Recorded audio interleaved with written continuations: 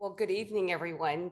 Dr. Woodson, our school board president, Davis, and members of the board and community members. I'm Suzanne Zybert. Most of you know me, proud principal at True North Academy. So it's an honor to be here this evening with each of you.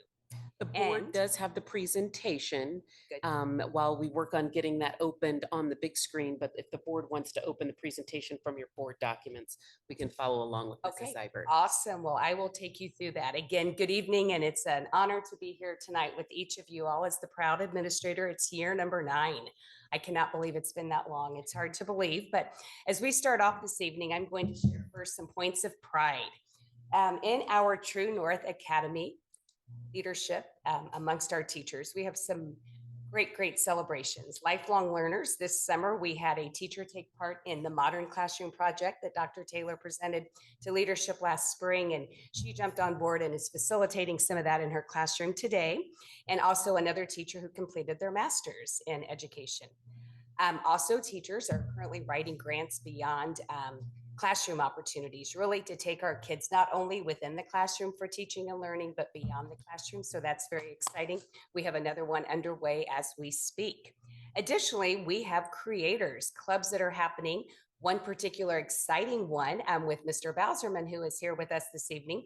He just recently received a copyright on a game that he created as part of a gaming club that he is doing.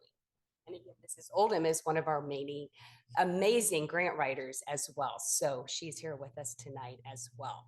Also, our teachers, our staff members at True North Academy are true believers. When you look at what they do each and every day, they're providing that equitable treatment and access for all students. When you come to True North Academy, you come because you want to graduate high school, and we graduate students. So that's very exciting. This past year, a point of pride with our students, we had 110 Core 40 diplomas and 14 general diplomas. That's a huge celebration. A couple years ago, Mr. Doss gave me that challenge of really thinking about that breakdown of the diplomas and really expecting the best for each and every one of our learners. And excited to work along Dr. Seaver now as we maintain that high expectation for all of our students. Also, graduation spotlights. When you look at True North, we're really focusing on that employment, that education, and that enlistment piece. So as our kids have come out over the last year, we have a couple of student athletes who've gone on to continue their education. We have students that are choosing the armed forces, as well as those that maybe are being employed as well as continuing their education. For example, one young man who graduated a couple years ago, working on the Northview site as part of the project that he was able to join right after graduation while also attending Lincoln Tech. So taking great pride in really filtering our students towards those DOE objectives of employ, educate, and enlist. Also, that continued partnership with North Central High School, JEL, and True North that really allows us to be successful because we have the academics, but we also have the social emotional needs being met through our athletics, through the arts, through the pathways, and really having that partnership. So we're developing that whole child and not just a student who is there to get their diploma. Also, we are MSDWT. When you look at the diversity at True North Academy, we don't have all males, all females, all kids who love school, all kids who hate school. We truly have a group of learners that represent our diversity of academic ability, socioeconomic, looking at our different ethnicities, and just a variety of types of learners. So very exciting when you look at our student population. I'm taking a look at our school community, our evolving reputation. True North is a place that you don't have to go to, but you get to go to now. It's a true honor. And when I look at our waiting list and the number of students, the number of phone calls that we get from parents saying, what do I need to do to have my student come to True North Academy? So it was really, truly an honor for them. The educational opportunities. Again, this year we are deploying a brand new class. It's a pre-social studies class that Mr. Bowserman had done when he was a teacher at Westlane. We have brought it on with our 10th grade group, and that's just, again, enabled us to expand those educational opportunities for our students. Continuing to grow our partnerships, really looking at what we can do to support our students within the classroom, but beyond, and then developing that comprehensive school counseling program. Our school counselor, Jessica Mang, is really committed to those ASCA standards, working alongside of our students to make sure that she is developing that whole child and supporting them within the school community beyond the school community, within the classroom and throughout the school community. And really, again, aligning her practices with what we want to see in a comprehensive school counseling program. Moving on, as you take a look at focus on equitable achievement. Very exciting when you look at the fact, as I was saying earlier, we do it. Every day we are saving lives when you look at the fact that we are keeping students in school, graduating them, and helping to support them within the classroom setting and beyond. Last year alone, we earned 2,690 credits. Those credits are across all the core academic areas, as well as within our electives. Again, celebrating the fact that we had 110 Core 40 diplomas. And again, in case you wonder why I push that Core 40 is, again, I don't want to settle for less than the best for a student that's at True North. Just like around Washington Township Schools, we want to maintain those high expectations, but also maintain those opportunities for the students upon graduation when they go to apply for college or do a career opportunity. They can say, I have that Core 40 diploma. I have all the math, I have the science, I have the English, I have the social studies that I need. So not closing any doors and really letting them go where they want to go. Discipline practices yielding a decrease in out-of-school consequences. Having True North as a partner with North Central High School with the Career Center, we are able to bring students back into the school setting in a manner that we might not have been able to bring them back into the school setting, setting up those half-day opportunities that I call it my swing shift for a student who might need to come in at 10 o'clock and be out the door at 1, but really partnering alongside of them. So when a student is coming back from a 16A placement or a suspension or an expulsion, being able to support those kids. And that is something that Dr. Mendez and I are going to talk more about coming up as well. We just started some conversation last evening just about what else can we do in the short term to keep kids engaged in school that might need a little break from the regular school setting. And then those random acts of kindness, something that we continue to take pride in. Last year, we ended the year with 454 random acts of kindness. And it's fun to see the students paying that forward and really wanting to do something to make the world a better place. One of our core values when we first started True North Academy was not only to develop graduates, those lifelong learners, but students that are productive citizens in society that are working to make the world a better place. Going on to those areas of continued academic growth. Again, I emphasize that employ, that educate, enlist. We want to have those side-by-side check-ins, myself, the school counselor, really helping the students to know this is what I'm going to do when I graduate. It's not just a piece of paper. This is what I'm going to do. Daily practices. Our teachers are on fire this year. When you go into the classrooms, it's so exciting to see the kids up, moving around, engaged in a variety of best practices, from research to hands-on learning opportunities to differentiated opportunities. But that's a big thing. But we've got to stay on fire. How do we continue to remain as dynamic as those needs? And that is something that I do highlight later as well, is that we are continuing to remain as dynamic, but we can't just celebrate the fact that we're on fire. We have to stay on fire and keep responding to the needs of the kids.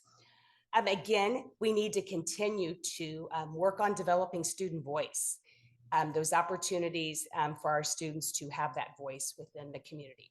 Digby, a young man who's here with us tonight, was just talking with our counselor the other day about a project that he wants to figure out that he can do, but helping them to develop those projects and have that voice in the community. A young lady who's not going to be able to be with us tonight, but again, I think about the voice that she has when she speaks up as an advocate in our community for the opportunities that we provide, continue to make sure that our kids have that voice, that student voice. And again, looking at maximizing our space between 9, 10, 11, 12, developing our kids, and then, figuring out what is the right size. And while the operations areas of food service, record keeping, transportation, staffing, and time are definitely celebrations, we have to continue to look at those pieces. So again, we remain as dynamic as the needs of our school community. And then lastly, but just as important, is that right fit, right program, working alongside JEL, working alongside North Central to make sure that the students that are coming to True North, the students that we are having go to JEL, that it is that right fit, that right program, that it's that continued collaboration with the appropriate stakeholders. And then as you go on, that equitable achievement, promising practices showing closure of the racial achievement gap through achievement data. Again, True North Academy, it's year number 9. You know, last year alone, we had 124 graduates. That was about 14% of the North Central graduation rate.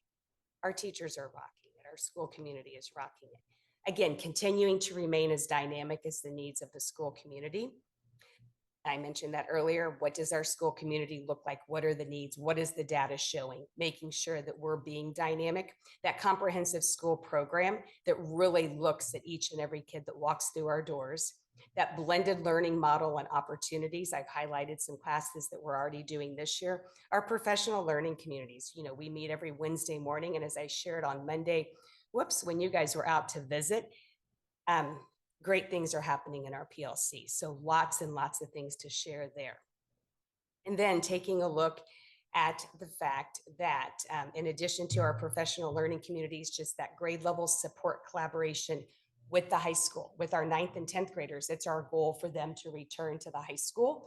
So having that transition plan that sets that student up for success when they go back to that building at 4,000, or that kid that comes to True North, making sure that they are set up for success, that we have the wraparound supports in place. And then growing our partnerships. We're excited to celebrate Straight Up, who's here with us tonight, but again, continuing to grow those partnerships so we have those opportunities for our students. And then going on the special recognitions. And you are not able to see, I did kind of cheat a little bit. I popped in a little picture of Miss Hardister and Naya Hardister. She's a grade 12 student who had a family emergency today and unable to be here with us tonight. And Naya is in year number 2 at True North Academy. She has been a student. She is a JL student. She is employed. She is a leader within our JAG program, has had local and national recognition for some of her leadership. Last year, she took part in a project that Mr. Bowserman did with his students, where she clearly stood out as the leader within that group. So she has developed that voice. She will come to us with things that she wants us to know about. But again, she's not shy to, you know, I don't know if to ruffle a few feathers with Mrs. Ivor too. And she'll tell you exactly how she's feeling about things in a very informal, very, very polite way as well. So it's exciting to hear that. So we will accept that recognition on behalf of Anaya, who is not able to be with us. And congratulations to her. Thank you. Our next individuals that we would like to recognize are the Reed family. If you all would like to make your way up here, Digby and his father, if you guys would like to walk up.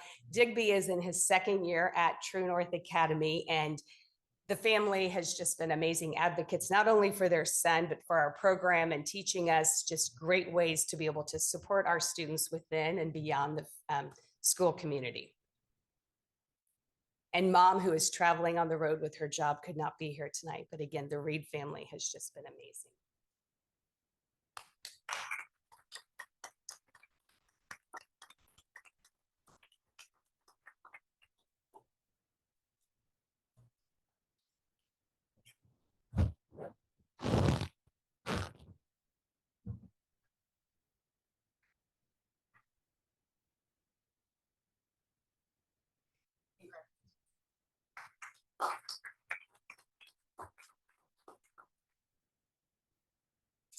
And very excited as well if Jill and Aaron Wilson could come up from Straight Up Life as our partner who we are highlighting tonight here at our board meeting. Jill and Aaron have kind of been with me since day one in a small capacity, coming and supporting 1 or 2 kids, but they do come out each week now. And anytime I call upon them, they are there to help us with whatever it is that we might need. So thank you.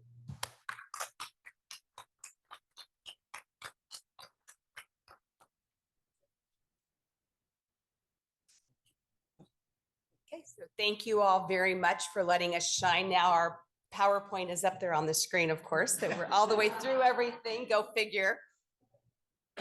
I have to tell you, you know, you can always wing anything as a teacher. Today, I was had the great pleasure of supporting our physical education students, and so I had a little quiz that I pulled out of my pocket as a little warm up for them to do. So you never lose that ability to be able to be fun. Anyway, any questions or? Thank you. Thank Appreciate you. it. As FYI, Mr. Fensel seems like he popped up as well. He's Okay, thank you, obviously- Mr. Fensel.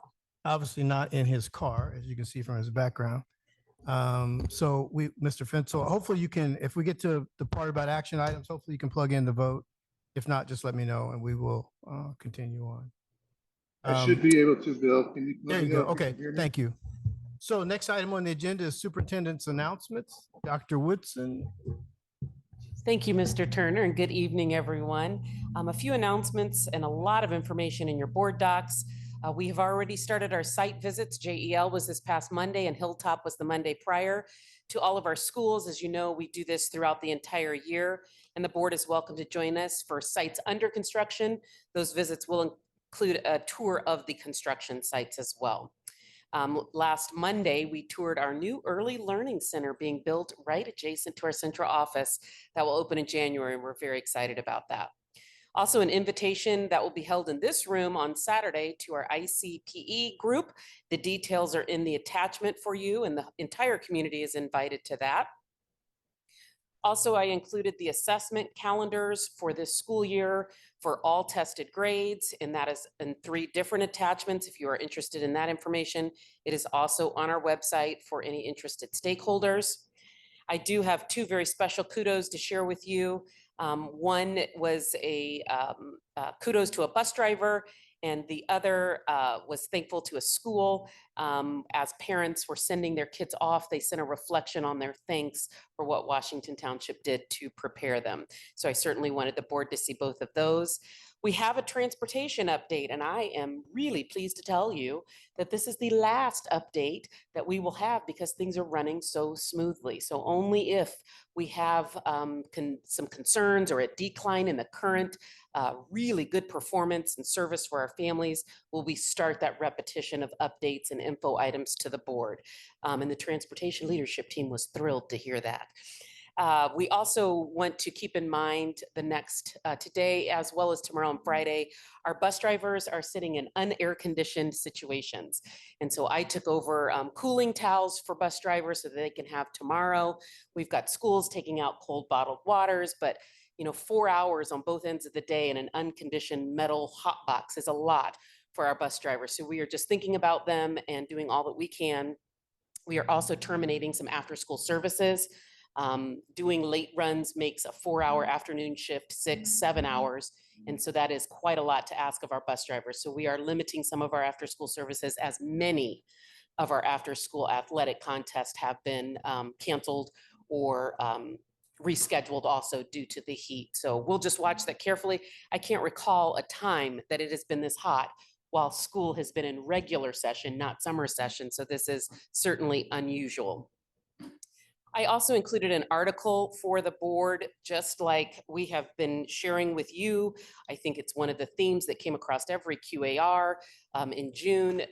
All schools in Washington Township, and according to this article, nationwide, are dealing with struggles with student attendance coming out of the pandemic. And so this was just a national article spotlight on a concern we certainly see in Washington Township as well. We also have your first DEI consultant report per the board request. This report is done by the scope of work that you approved for her consultation contract. And she's just denoting all of the activities, professional developments, trainings, collaborations, et cetera, per scope of work that you approved each month. She is only a few weeks in, so just keep that in mind. I have suggested to the board president that we do an in-person info item in September and in November. And that's all I have. Thank you, Dr. Woodson. Next item is comments from the public. Are there any members of the public that would like to speak today? Seeing none, I will move to the next item, which will be the action items. And the first action item is approval of minutes for the consent agenda as presented by Dr. Kaiser. Sorry, Rusty. Thank you, Acting President and President Emeritus Turner and members of the board. I recommend that you approve the consent agenda for this meeting. The consent agenda includes approval of the minutes of the August 9th, 2023 regular meeting, approval of 3 payroll calculation summary reports, a claims docket in the amount of $8,491,621.92, a human resources report containing a classified personnel report with 22 new hires, numbers 36 through 57, and 15 resignations, numbers 31 through 45, and a certified personnel report with 21 new appointments, numbers 73 through 93. There is one grant, gift, or donation to present for the board's approval, and details of all items have been provided for you in your board packet for this evening. Board have questions? On those virtually, any questions? Hearing none, I'll entertain a motion. If there are no further questions, I move that we accept the consent agenda as presented by Dr. Kaiser. Second. It's been moved and seconded. Any further discussion? Hearing none, I'll call the vote. All those in favor signify by saying aye. Aye. Aye. Aye. Mrs. George Davis? Aye. Okay, that's everybody. All those opposed, nay? Ayes have it. Motion carries 5-0. Thank you very much, Dr. Kaiser. Next item on the agenda is our finance meeting, the 2024 budget workshop. Mrs. Smith.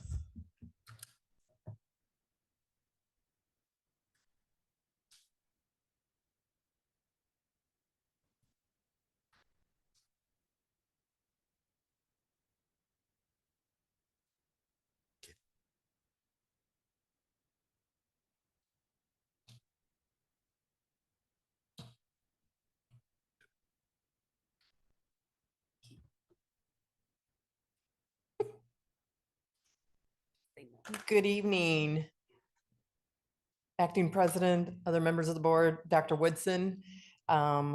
We are bringing to you this evening the budget workshop. So I know this is everybody's favorite subject, and I know you're going to be on your toes listening to everything that I say with this. So just going to go through the 2024 budget workshop, which, can you believe we're talking about 2024 already? But that's my life that I live. And we start on the budget prep for this in May of each year. So and this is what we have to do by statute. And we have here's the agenda that you'll see for us, and that we'll cover over this evening. And it goes everywhere from our objective, our goals, our mission, vision, our calendar and schedule, the major funds, input on gathering, and review the comparisons, and then next steps. So you'll see on the screen here, our objective, of course, is to maintain expenses within the revenue streams provided. And when we're doing this, of course, we have a lot of data that we have to go through, simulations, and all those projections that we do. So of course, our goal is to focus on the programs and services for our students for their achievement, while providing a competitive compensation package to our employees and being able to retain them. And of course, you see our mission statement on there that we hear the first of every month of our board meetings.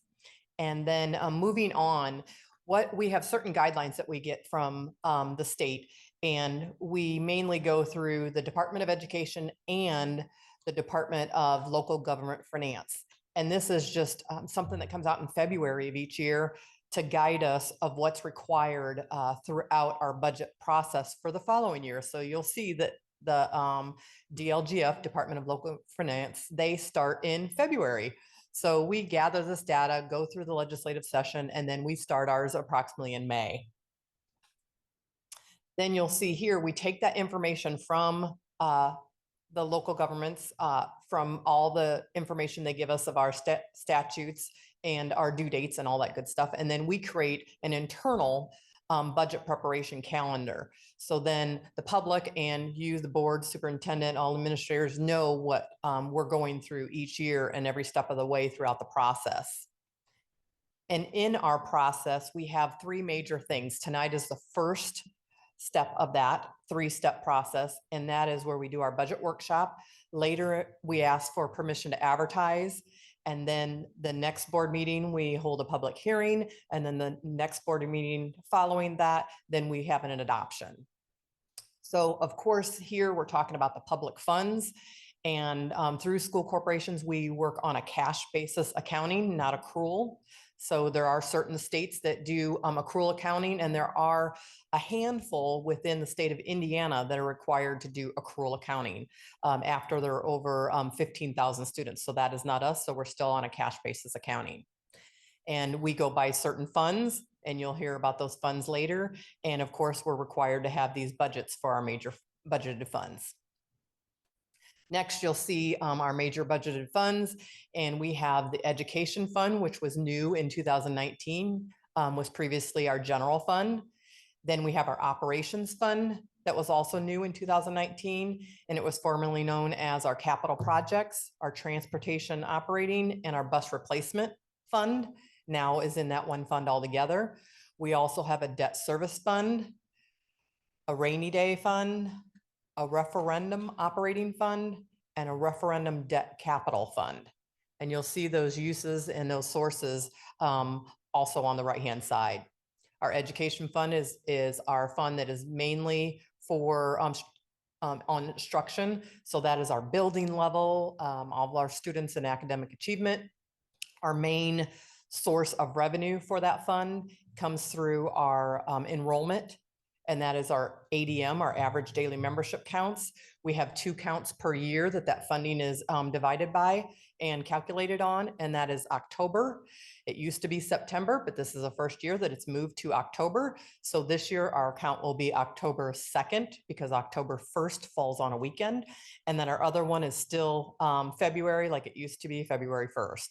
So then you'll see going into the operations fund, that is some old categories from the old general fund. And then our overhead and instructional from our general fund. So what that means, that's indicates departments like myself, my business services, the superintendent, maintenance, facilities, all those operational type that aren't direct instruction in the classroom. So those are all in the operations, that's transportation, all those different aspects of that. The revenue for that comes from property taxes and also up to 15% that is transferred from our state tuition that we're able to do by law because of the categories that moved from our old general fund into our operations. So that is a legal Indiana code that allows us to do that to cover those expenses that moved from the old general fund. Then of course we have our debt service, and all referendum operating and referendum debt capital are all also from property taxes. So then you'll see, that's what I was just talking about, is all our revenue that we receive. The majority either comes from our state tuition based on the enrollment or local property taxes. So different expenditures, you'll see that. That's what I was just talking about with education. That's the teachers, that's the instruction, that's the school administration and their staff salary and benefits and instructional resources. Operations, we just talked about those departments. Debt services, our general obligation bonds and our lease payments for major construction projects. And then our referendums are 2 that we have, and one is for operating referendum that can be used on general operating and instructional expenses. And then the other referendum is our capital referendum for our big projects that, of course, all of you see at every point in our district, which is wonderful. So we have over $500 million of projects going on. Then we go through this process, like I said, from May on, where we solicit all kinds of input from all the major stakeholders, which is everyone in the district. So we do different aspects where we collect information, wish list, budgets, those type of things, and then go through that data and analyze and see what we're able to keep in the budget, and if there's any additions that can be in the budget, depending on the funding formula and what additional revenue, if any, that calculates. So this is some of our data gathering. So of course, our enrollment, since that is such a big piece of our revenue, is number 1 that we look at. And this was just a history of that. And now that school has started with this year, the budget was due so much earlier because of how our board meeting schedule was.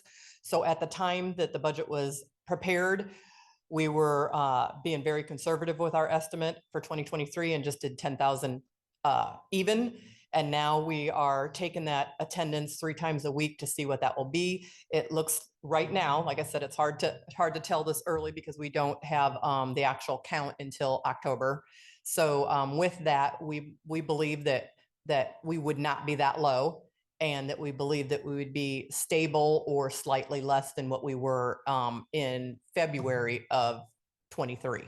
So that was 10,323 was that. So this is the fall from last year. And then the next slide is the spring enrollment. So that was just our estimate for this year prior to school starting.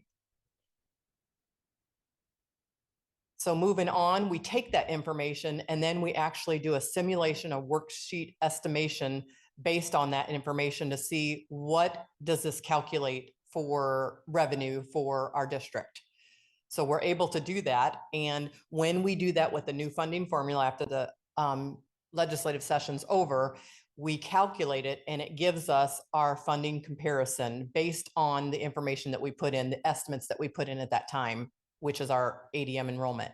So with that, you'll see from our actual from 22-23, you'll see that amount on the first column there. And then the second column was the amount that we just estimated with the 10,000 even.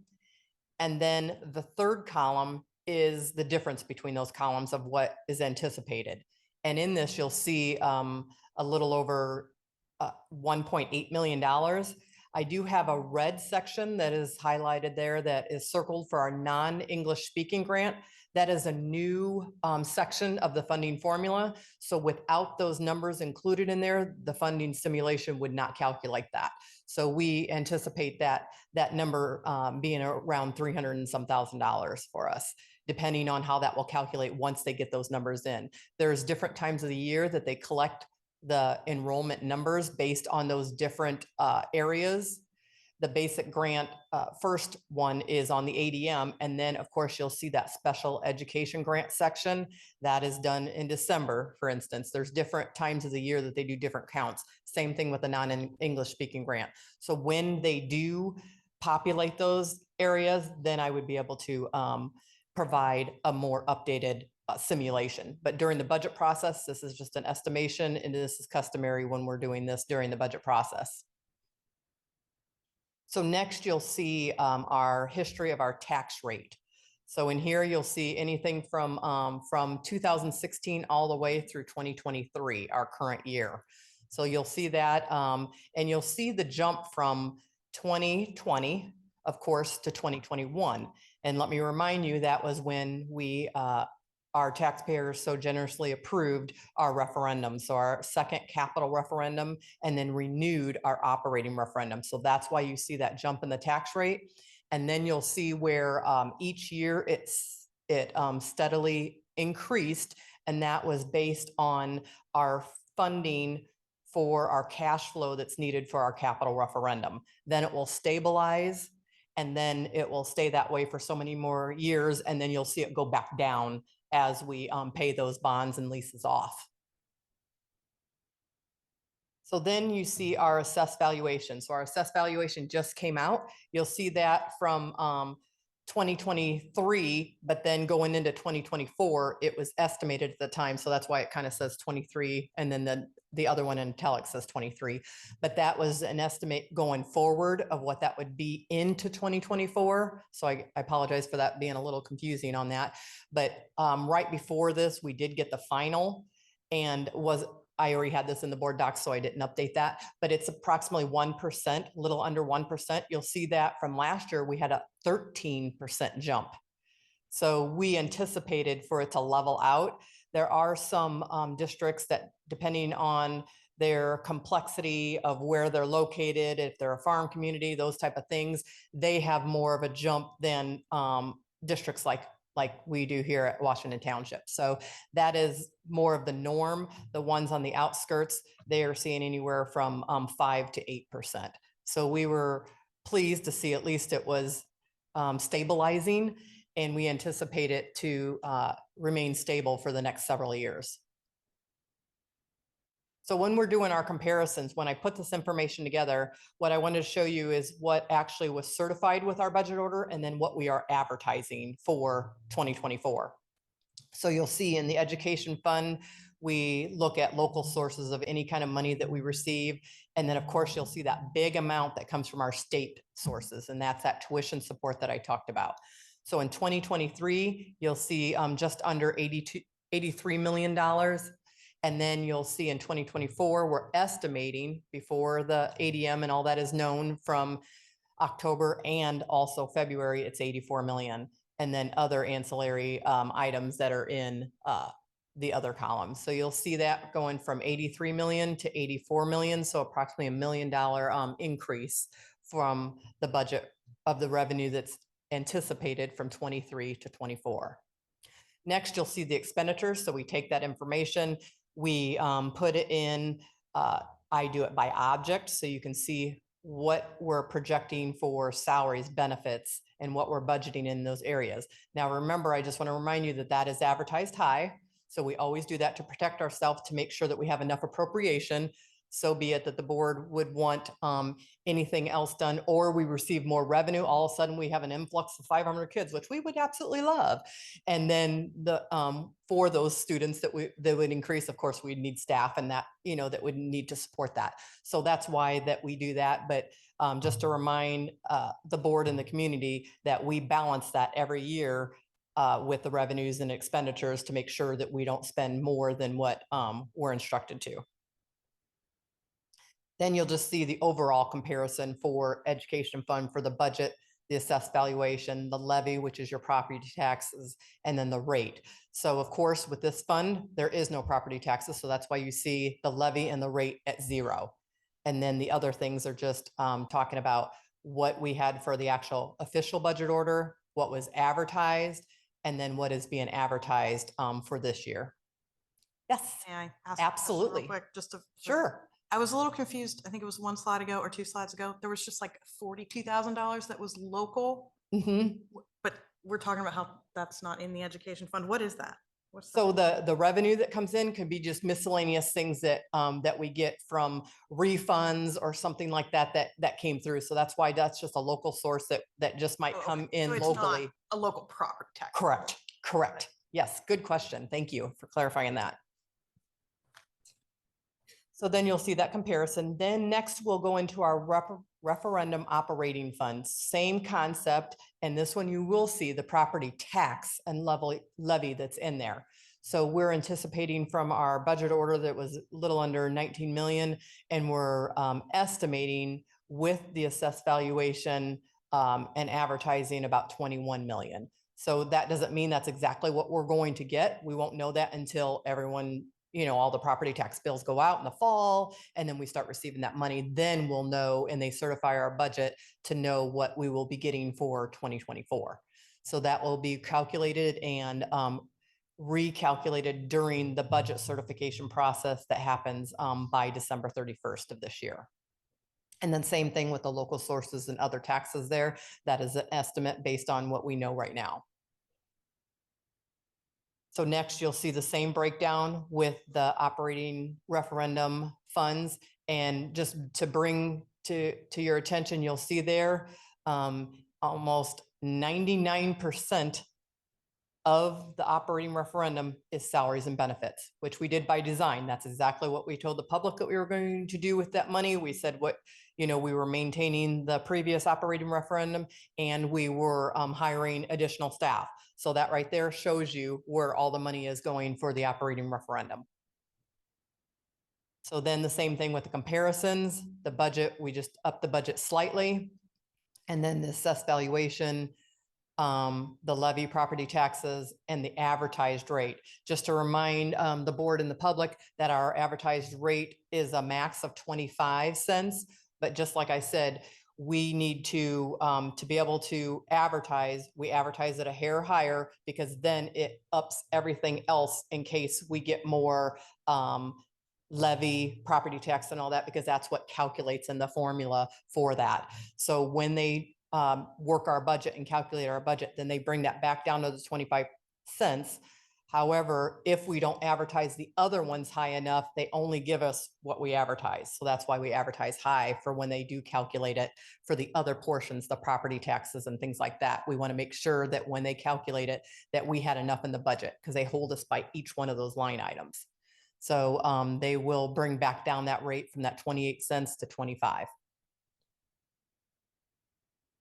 And then next is our debt service fund. So that is all of our lease bonds and leases that we have for the district.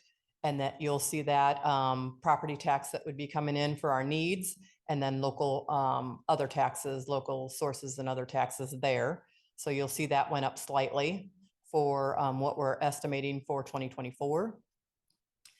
Then you'll see our long range debt service. I know this is hard to read, but we break this down by general obligation bonds, by lease rentals, and then other debt. Our other debt is our common school funds and our paying agent fees. You'll see that in that middle line there in the purple section, unreimbursed textbooks.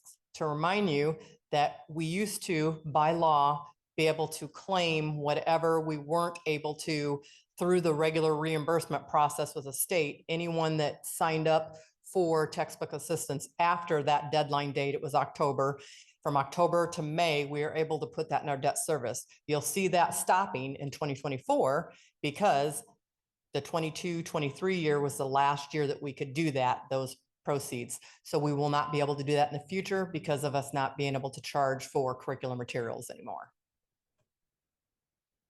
So there's, you'll see the comparisons from year to year and just a summary of our advertised. Just wanted to remind everyone, you'll see last year we advertised the rate at 20 cents. And then when they calculated everything, it came back down to that $13.91. Wanted to remind you that just recently we brought to the board another general obligation bond. And we told the public at that time, we would not be increasing the taxes, that whatever was falling off, and this would supplement that difference. So that's what I wanted to show you in that last column there in the very bottom. We did not advertise high. We advertised exactly what our certified budget was in 2023 on purpose to make sure that that tax rate did not raise for the public from that new general obligation bond that we just did. So that ensures that no matter what, when they work our budget, they will not go over that $13.91. Then we have our referendum debt service fund. Same thing. These are our capital projects from our two different referendums, our $185 million and our $285 million from 2016 and 2020. So you'll see those together with that. And that going up slightly as we need cash flow for each one of these projects, that that dollars will go up. We just recently took that one to the board, and we have approximately 20 some million left of that second referendum, 285 million, that will be getting the cash flow for like in the next year or two. And then that will be done. So that'll be nice. So here's the long range debt schedule for that one. And you'll see all that of what will be falling off, and then the other ones stretched out, and any further anticipated debt all the way to 2040. And you'll see how each year you'll see that it'll go up to a certain amount, and then you'll see it coming down near the end there as those fall off. So there's the comparisons that you'll see. We advertised 48 cents last year. It came in at 41. We brought that down because we know that we won't be doing all of the the remaining for cash flow. So we brought that down to the 45. We expect it to be between 41 and 42 cents once the budget's worked. Operations fund, you'll see here, and this is what they call a maximum levy fund. So there's a maximum tax rate that are property taxes that can be developed from this and calculated. So you'll see that amount within the budget there. And then the next slide actually shows the calculation that they do for that. And the max that we can receive is a 4% increase for a cost of living increase for the maximum levy for 2024. So that is just a calculation for you, for your reading pleasure. And then talking about property tax caps, you'll see in the last 2 years, ours are going down significantly from approximately 2.4 to 2.3, then you'll see that 1.4, 1.4 remaining a little bit steady there. So we anticipate that over the next couple of years also. So I know there are a lot of districts that have a lot higher number than we do, so I'm thankful of that. When the property tax, that amount actually comes off, when they give us our disbursement of our property taxes at the end of the year, yet they actually take that off because those people, we don't get that revenue. So we keep track of that history.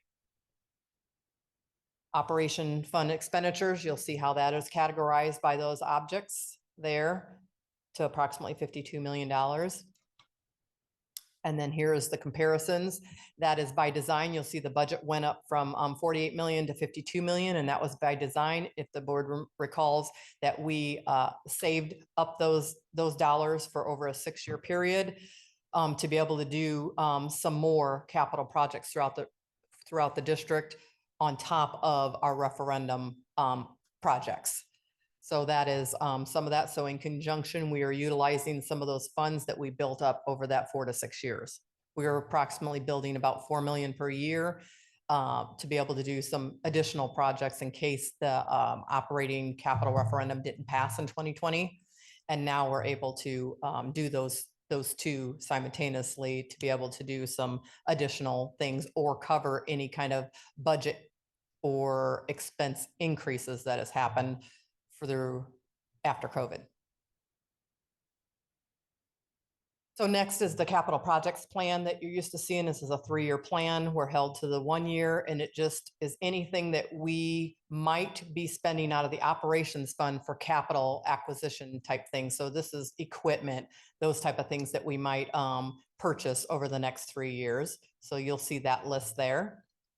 And then also any kind of major projects that we would be doing. And that was what I was just talking about with the operating fund when we went to that from 48 million to that 52, just to add some dollars in there that for some projects. You'll see that like number 16 there, miscellaneous furniture replacements, those type of things that I work with our operations director, Ms. Britton Smith, and we build those replacement schedules throughout the district. So as we finish these capital projects, you'll see us, having a roof replacement plan or a paving replacement plan, those type of things, furniture replacement. So all that goes into our operations fund through a capital projects plan.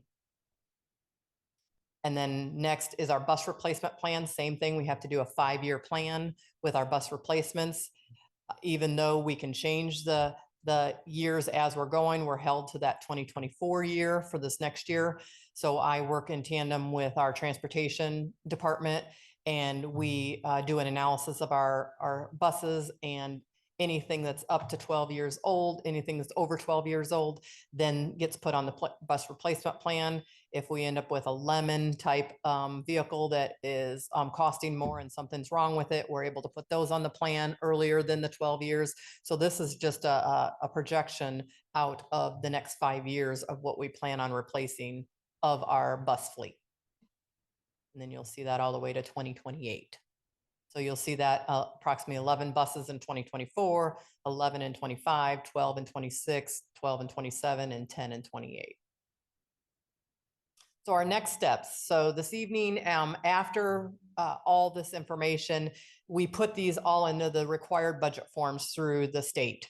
So this is just a flow chart of that process that I have to follow with all these figures that we came up with. So what we have is a Form 3, which gives the amount of the actual budget estimates that we just went over. This is just a summary page of that. And then same thing with the property tax. This is just a summary of just the property taxes themselves. And then our requirements. After tonight's meeting or after this budget workshop, then we have where you'll see some action items where we're asking for permission to advertise these. By state statute, we must advertise on the gateway, public gateway site, our capital projects plan, our bus replacement plan, and our Form 3. And then our next step would be then to hold our public hearing at our next board meeting in September, and then adoption then in our board meeting in October. So you'll see those dates there, September 13th and October 18th. And then other requirements, we have different resolutions and things that we bring at the adoption date. And that is just everything that's required by law. So you'll see that. And then at the very, very end, then in December, they issue what's a certification draft, which is called a 1782 notice. And that's what we look through. I vet through all, make sure it's calculated right, those type of things of what they come up with. And then we respond back, if there's any changes or anything that was missed, like in our debt service, they might have missed a common school fund loan or something like that. So those are the type of things that we do. And then they certify and issue an official budget order for our district by the end of December. So I know that's a lot of information. I'd be happy to answer any questions the board may have regarding the 2024 budget process. Any questions, board? Any questions, Mrs. Davis or Mr. Fensel? None from me. No questions, thank you. Thank you, Mrs. Smith, and you're a testament to people finding the right role for their skill set. So I appreciate all you do. And this presentation will be also, I also put this on our website also, so the public can see that on our website. Thank you very much. Thank you. Now we can move to action items, and the first item on the agenda is approval of advertised 2024 budgets, Form 3, Capital Projects Plan, and Bus Replacement Plan as presented by Mrs. Smith. Great. On your screen, you'll see, as soon as this comes up, is our Form 3 that we talked about. We had a summary of that. This is what the official Form 3 looks like. That will be on the Gateway public site with the exact same numbers that we talked about earlier. This shows our public hearing date in September, our adoption meeting date in October, and then all the same figures that we had just on the presentation. So our budget estimate is a little over $195 billion. And then you'll see our estimated funds there with that was our levy. So that's our property taxes. And then it just shows a comparison of what our current levy is for our district. So that is our Form 3. And then we're required, of course, to publish our capital projects plan. And you'll see that here where we have a notice to taxpayers to let them know when the public hearing is, if they would like to come and speak to the plan. And this is exactly what I just showed in our budget presentation, same numbers and same format. And then the projects. So we have both in there of the actual equipment and projects. And then last but not least is our bus replacement plan. And that also is the notice to taxpayers that shows our public hearing date. And then also the bus replacement schedule that we just showed a minute ago through the budget process, through the workshop. So those same numbers are on there. And I would ask the board for approval to advertise these 3 items on our website and also on the public Gateway website as presented. Questions, board? Mrs. Davis, Mr. Fensel, I can see you now, but No questions. hearing none, I'll entertain a motion. I move that we approve permission to advertise the 2024 budget documents, including Form 3, the capital projects plan, and the bus replacement plan as presented tonight by our CFO, Mrs. Becky Smith. A second? It's been moved and seconded. Any further questions or comment? Hearing none, I'll call for the vote. All those in favor signify by saying aye. Aye. Aye. Mrs. Davis, Mr. Aye. Fensel? Aye. Okay, all those opposed, nay. Hearing none, the motion carries 5-0. Thank you Thank you, very Ms. much. Smith. And can I just say one thing, just so we have it on the record and board members hear it? This was we have 2 board members on virtual attending the meeting virtually. And when we get to the budget approval process, as a virtual board, being on a meeting virtually, you cannot vote on a budget if you're virtual. So just FYI, the October date, if for some reason somebody's going to be virtual, we cannot vote. You cannot vote on a budget if you're not in person. So just FYI, so the board members know, because things come up. We understand that, but just so you know ahead of time. Just one small protocol, because we have virtual, it has to be a roll call vote on action items.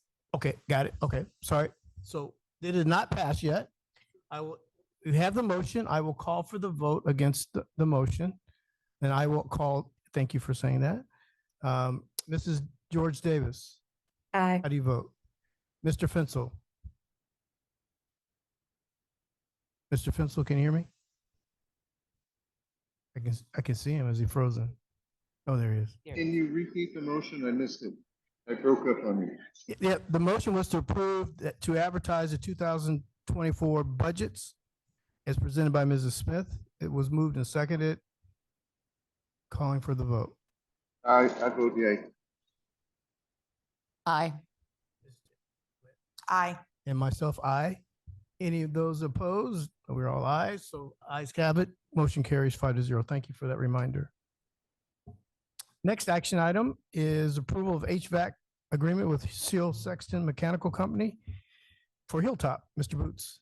Thank you, Mr. Acting President. Good evening, Madam President and Dr. Woodson and members of the board. I am here tonight, and asking approval of AIA document A104-217 standard abbreviated form of agreement between the owner and contractor dated August 23rd to Sexton Mechanical Company.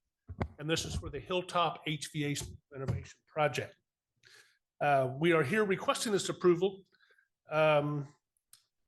because the entire mechanical and electrical systems of the existing Hilltop are well beyond their useful life and must be replaced in order to protect the asset for future use by the district. I will note that there was only a single bid received. Upon thorough evaluation, it was determined that due to current market conditions and the fact that the bid varied just a little bit from our engineer's estimate, it was deemed best interest of the district to move forward and award this contract. The total financial impact is $1,600,000. And this special noted, this is not a referendum project, but the funding will come from operations funding. I'd be happy to answer any questions. Board have questions? It was just at a recent meeting, we approved like the design for this, right? Say again. Sorry. We just at a recent meeting approved the design Correct. contract, right? And can you remind me the amount of that? 145. Well, I can tell you exactly. I will note that the entire budget, this is just for the actual mechanical and electrical work, if you will. The Okay, entire budget for the project is 2.4 million, and that includes 145 for the design fees. okay. Good memory. Yes. Thank you. Other questions? I did have one quick one. Because you had one bid and their estimate was close, but I'm assuming it was validated that they can do the job. Because if they're the only one that bid, was it because of, to your point, too many jobs out there and they were the only one available? But are they reputable? Yeah. That's always concerning. Had it not been as close to the estimate as it would have been, would have given much stronger consideration to rebidding. That throws everything into turmoil. It's considering delays. Prices only go up daily in this world these days, as you know well. But they are capable. We thoroughly vetted them in association with our architect team. As another note, I will say that we are not using construction management on this project. Part of the architectural fees that were just discussed includes some of the project management, and we'll take on some of that in-house as well. That's a cost savings, and it just didn't deem it complicated or large enough to merit. Okay, thank you. Board have any further question? Maybe. No. You okay? Ms. Britton Smith reminded me, good point. We do have Sexton Mechanical on another one of our high school projects. So Okay. we are somewhat familiar with them, and we've seen their performance. And that also helped us with the decision. Thank you. Thank you. That helps too. No further questions. I'll entertain a motion. I move that we approve the AIA document A104-2017 standard abbreviated form of agreement between owner and architect dated August 23rd, 2023 to Sexton Mechanical Company for the Hilltop HVAC renovations. Second. As presented by Mr. Boots. It's been moved and seconded. Any further questions or comments? Hearing none, I'll call for the vote. Mrs. George Davis, Aye. Mr. Fensel, Aye. Mrs. Horst Kruger, Aye. Mrs. Fry, Aye. and I am I as well. Ayes have it. Motion carries 5-0. Thank you, Mr. Boots. And the last action item is approval of building automation controls purchase agreement with Temperature Control Services at Hilltop. Mr. Boots. You again, and I am asking approval of purchase order number 11 to Temperature Control Services LLC for the special purchasing process for HVAC instrumentation and controls for the Hilltop HVAC renovation project. So this is obviously the same project. And as you recall, in May of 2021, the board approved a consulting agreement with Temperature Control Services through which this special purchasing agreement will be administered. And all of that information was included in your board packet. The financial impact of this is $211,568.35. And it too will come from operations funding. I'll be happy to answer any questions. Any questions, board? Mrs. Davis or Mr. Fensel? No questions. No questions. I'll go ahead and move that Thank we you. approve the building automation controls purchase agreement with Temperature Control Services for Hilltop as presented by Mr. Boots. I'll second. Been moved and seconded. Any further questions or comments? Hearing none, I'll call the roll for vote. Mrs. George Davis, Aye. Mr. Fensel,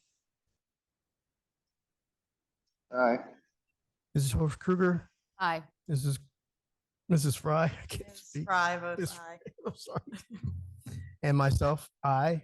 Ayes have it. Motion carries 5-0. Thank you. And the last item on our agenda is information items and this capital projects update. Mr. Boots. Thank you once again. And to close out the evening, I am here to present a high-level snapshot update of our diversity and inclusion efforts and the status of our Washington Township capital projects. First, for the diversity and inclusion, the latest numbers that we received just this morning, I'm excited to report that we now have $99.8 million of commitment in XBE spend, almost to our $100 million goal. So hopefully we'll be there next month. And to date, we have an actual spend of 88.5 million. So these are real numbers, obviously, and making a difference in the contracting community. We also have two students that are also active in our intern programs. Nathan Smith was an intern for the second summer on the Skillman Davis team at the high school. He just left the other day for Purdue University, and we do expect him back next summer as well for a third tour. And we have Deshaun Russell, and he's on the Power Messers team at our new Northview project. Both of these youngsters, both of these young people are performing very well. And we also are working diligently to continue to have people in the pipeline. Excuse me, it's proven challenging to get them through that pipeline and placed, but we are anticipating some more successes here in the very near future. And one of our success stories, Keenan Townsend, that name may be familiar. He started as an intern 2 years ago. He then moved into a position with the local laborers union and is thriving, is doing very well. So a nice success story there. And we'll also note along the same lines that student members of the North Central ACE mentor program, stands for Architectural Construction and Engineering, will be touring our ELC project in September. And that's another opportunity to try to latch on to some young people and generate some interest in this, in our intern program as well. So for capital projects updates, previously I've reported the following projects as complete: Allisonville 2016 and 20, Spring Mill 2016 and 20, Crooked Creek 2016 and 20, Eastwood Middle School 16 and 20, West Lane 16 and 20, and North Central High School Phase 1, which was the auditorium and the central plant. These projects are essentially complete and in closeout phase. Yeah, it's exciting to be able to say if we Yes, it put is. ourselves a couple of years back, our completion list was very small, obviously. Yes. And we can add one more, Greenbrier, 2016 and 20. Just finished up. Students started in August to a brand new completed project. So we'll be happy to show off that project actually on September 7th at 4:30 as we have a rededication ceremony. Obviously, hope you could join us for that event. And while it is exciting to talk about the completed projects, we still have a lot going on. So I'll recap real quickly. Here on North Central Campus, obviously you were aware of all of the work that was pushed through in the summer. We were fortunate enough and had the support of Dr. Woodson and the administration to essentially clear the campus. And so there was a lot that was able to be accomplished. There was a mad dash, but things did get complete and a successful opening of the building and all of the site work and traffic. There are still things to complete, obviously, but it's looking good and operating pretty well at this point. So as you know, the high school is planned in 4 phases. The first phase, as I noted, was the auditorium and the central plant, and that is complete and in closeout. The second phase is under contract and underway. And the second phase consists of the Paul Logan Field House and support spaces, new maintenance storage building, the new bus storage area, complete with sheds and engine block heaters, and renovations to the transportation building. Pleased to report that the transportation building, the bus storage facility, the maintenance storage facility are all complete and are being used by the district. The remaining, also note that we removed all of the remaining underground storage tanks. There were several of them underground, out of sight, out of mind. We removed 3 of them this summer successfully, and we're in the final stages of monitoring for that, make sure we don't have any residual issues. So the parking lot, the drives were completed for the start of school in August, and there'll be another big push next summer. There's just too much work to get done in what a very short window that is termed summer. We'll also note that our world-class tennis courts were turned over in June to the tennis team. They've been using them, and in fact, they have one of the largest events of the year coming up this weekend. So those are in good shape, so I think everybody's excited for that. My understanding is this is the first time in a number of years they've been able to have this event at a single location and a world-class location at that. So that's exciting. And of course, the field house continues on schedule. The field house portion of phase 2 continues on schedule for an early 24 completion as scheduled. So that one's looking pretty good as well.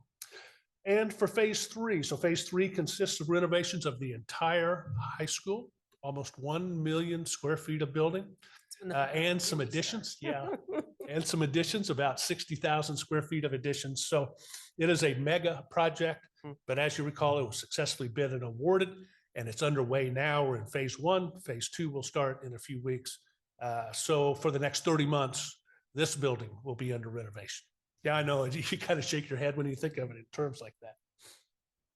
So phase 4 of the project is primarily of athletics, athletic fields, and things such as the football stadium replacement and such. May recall we bid early a package that included the bleachers and the press box at the stadium because of the long lead time. We had to get that one out first. So that is on order and being procured. And we will bid the second phase, as we term phase 4B of that project, excuse me, on the 31st. And that will include complete removal, demolition of the existing football stadium, completely new bleachers, press box, concession stands, restroom facilities, and the like. I will note that, as you know, the new football field was put in a couple of years ago. The new track surface was put on just last year, so paying particular attention to that to protect it. Since that's not part of the project, we will certainly protect that from any damage during our operations. So that is on schedule and planned to be completed in time for next football season. So that's kind of the window that we have that we're working within. The new Northview Middle School project is going well, is on schedule. There are always hiccups, as you are well aware, but that project is completing on the outside. The building is enclosed. All the mechanical and electrical equipment has finally arrived. Some of that was delayed a year, and we're seeing that. It's pretty common, so we're beginning to plan for that. The site work and athletic facilities are being completed. I don't know if you've had a chance to drive that site, but it is taking shape now. Ball diamonds are in, football fields in, sod's down, concession stands have started, all of those types of things. So it's really taking shape. So another element of this project that makes it unique is the fact that it is very wooded. As you recall, we had to kind of, I don't want to say, we had to get into the woods, if you will. We preserved as much as possible, and that was an integral part of the design. But as such, we are developing a tree management plan with a couple of things in mind, such as safety, dealing with dead and dying trees, how to preserve the existing trees to the extent we can, how to make sure that they are healthy, so they're not falling and dropping limbs and such. And of course, we're with an eye toward wildlife management as well. So we're in the early stages of that plan, but you'll see and hear more about that. And there'll be a little bit of more work picking up as we implement that plan in the near future. This one is on schedule again for a late 2023, early 2024 completion, and students will occupy the building in August of 2024. At Nora Elementary, one of the two remaining elementary projects, again going well. A lot of work was accomplished over the summer. You may have seen it 30 days before the start of school. Looked like an explosion. Yeah, and but it came together, and school was opened, and things are operating well. The kitchen renovation was completed and is back online. This project, Nora Elementary, is scheduled for completion in December of 23, so just a few months from now. And Fox Hill, excuse me, a nasty summer cold. A lot was completed again, parking areas, drives, curbs, and such in time for school. That kitchen renovation, the last of our major ones in the elementaries, was just begun, and it is scheduled for completion at fall break. And the project itself will complete at spring break of 2024. And excuse me, the last active project is the new Early Learning Center and CEC renovation. That one too is progressing well. It's planned for a December completion and occupancy. So we'll bring the little ones over at that time. Interior finishes are underway and remaining. You were there a couple of weeks ago, so you see it taking shape. And for the CEC renovation, the fifth of 6 phases is underway. That 5th phase will complete in early September, and the 6th phase will get underway and complete in November. The entire project will be complete by then. I will be talking to the construction team to see why it's so doggone warm in here during your board meetings as well. And even though we have those many active, we still have a couple in the pipeline. Real quickly, those major projects in the pipeline include JEL. It's currently under design. They're planning to bid in December and start in early 24. Currently working with the budget. You can imagine how difficult that is. I know you've heard of those, the infamous VE process. We are in the middle of that. But we are committed to maintaining the entire planned budget amount of $20.3 million to complete the JEL project. And it's awfully hard, as you know, to buy as much scope now as was planned at the time. So we are diligently trying to provide anything and everything that we can that was committed. That includes a new state-of-the-art life safety fire alarm system, although we could not include a new sprinkler system. Another project is the HVAC renovations at Hilltop that we just noted. That will start in January after the building is vacated. And the final project is our Operations Service Center, where we have dubbed that Phase 6. Those design efforts will pick up in the 4th quarter of this year after JEL design completes, and we'll get underway in 2024. That's a quick recap. I'd be happy to respond to any comments or questions. Do we have questions? Ms. Davis or Mr. Fensel? No questions for me. No questions. Oh, there he is. Okay. No, thank you, Mr. Boots. Appreciate it. Thank you. Board, we are now at the end of the meeting. I will ask, are there any good for the order kind of things you want to bring up? I just a comment. I appreciated Mrs. Zeibert's presentation on True North. That really is an incredible place. And I just applaud what they do and it's tremendous. So it was nice to get her update. The other, okay, not hearing none, I'll take a motion. I move that we adjourn. Second. All those in favor, I'll call the vote. Again, because we got an action item. So, Mrs. George Davis, Aye. Mr. Fensel. Aye. Okay, there he is. Mrs. Morse Kruger, Aye. Miss Fry, Aye.